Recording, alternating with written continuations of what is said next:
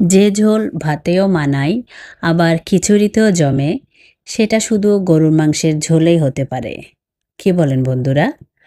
আজ আমার রান্নাঘরে থাকছে নরম গরুর মাংস, সাথে আলু দিয়ে ভরা ঝোল। আমি এখানে 1.5 কেজি গরুর মাংস নিলাম।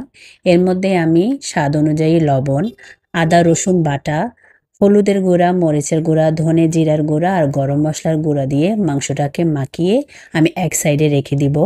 আজকের রান্নাটা আমি প্রেসার কুকারে করব।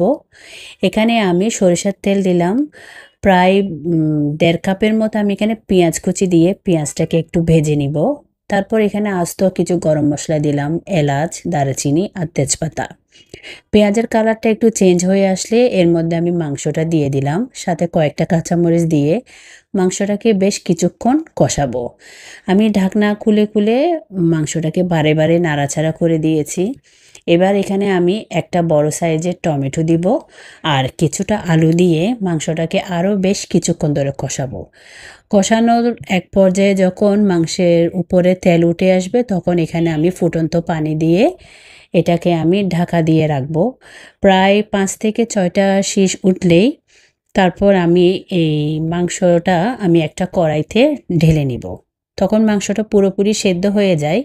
আমি একবার ফাইনালি চেক করে তারপর নামানোর আগে একটু ভাজা জিরে দিয়ে কিছুক্ষণ দমে রেখে দিব। এটা সাদা ভাত হোক কিংবা খিচুড়ি, সব কিছুর সাথে ভালো লাগে। পরোটার সাথেও খেতে কিন্তু খুবই ভালো লাগে। আজকে তাহলে এ পর্যন্তই। আসসালামু আলাইকুম।